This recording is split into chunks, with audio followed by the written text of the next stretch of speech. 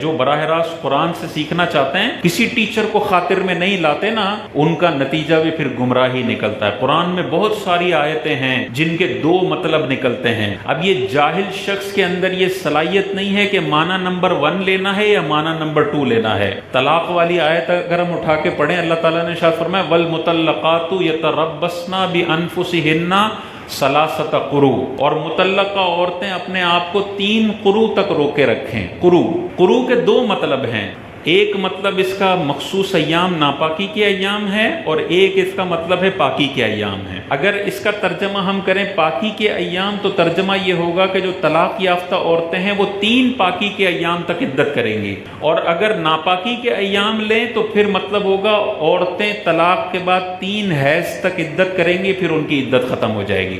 جو جاہل شخص براہ راست قرآن کو سیکھنا چاہتا ہے وہ اس میں یہ صلاحیت ہی نہیں ہے کہ ان 2 معنی میں سے ایک معنی کو سلیکٹ کر سکے۔ وہ کون بتائے گا؟ وہ عالم بتائے گا، وہ مجتہد بتائے گا، جس کو لاکھوں حدیثیں یاد ہوں گی، وہ بتائے گا کہ یہاں پر اللہ تعالیٰ کی مراد معنی نمبر 1 ہے یا معنی نمبر 2 ہے۔ یہی وجہ ہے کہ بہت سارے لوگ جب براہ راست قرآن سے اکتساب فیض کرنا شروع کرتے ہیں، بیچ کے بابوں کو ختم کر دیتے ہیں، تو پھر وہ بہت ساری ایسی آیتیں جو کافروں کے لیے نازل ہوئی ہیں مسلمانوں پہ چسپا کرتے ہیں۔ حالانکہ شان نزول یہ ہوتا ہے یہ آیت ابو جہل کے لیے نازل ہوئی ہے، بت پرستی کے لیے نازل ہوئی ہے، اور وہ چسپا کرتے ہیں مسلمانوں پر جہالت کی وجہ سے۔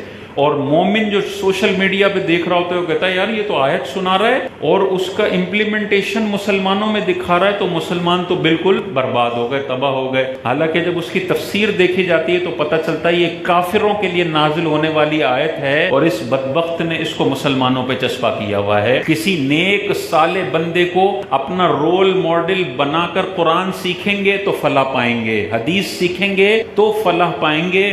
براہ راست جس نے بھی قرآن اور حدیث پر غور و فکر کیا، ہمیں تو عربی نہیں آتی، ہم تو قرآن سیکھنے میں محتاج ہیں ترجمہ کرنے والوں کا، اور ترجمہ کرنے والوں میں آپ کو قادیانی بھی ملیں گے۔ بڑے 2 نمبر ترجمے بھی آپ کو اس دنیا میں مل جائیں گے، جو بڑے خراب ترجمے قرآن کی آیتوں کے کیے گئے ہیں، غلط ترجمے کیے گئے ہیں، اور اس سے بندہ پڑھ کے اگر دین سیکھنے کی کوشش کرے گا تباہی اس کا مقدر بنے گی، یہ کبھی بھی دین نہیں سیکھنے والا۔ سورہ فاتحہ میں ہم پڑھتے ہیں صراط الذین انعمت علیہم غیر المغضوب علیہم ولا الضالین، یا اللہ ہمیں ان لوگوں کا راستہ دکھا جن پر تو نے انعام فرمایا ہے۔ یہ نہیں فرمایا قرآن کا راستہ دکھا یا حدیث کا راستہ دکھا، نہیں، جو قرآن اور حدیث کو فالو کرنے والے تیرے انعام یافتہ اولیاء صدیقین اور انبیاء ہیں، یا اللہ ہمیں ان اولیاء صدیقین کے راستے پر چلا دے۔ یہ قرآن ہمیں سکھا رہا ہے کہ تم نے براہ راست کچھ بھی نہیں کرنا، تم نے انعام یافتہ لوگوں کو ڈھونڈنا ہے۔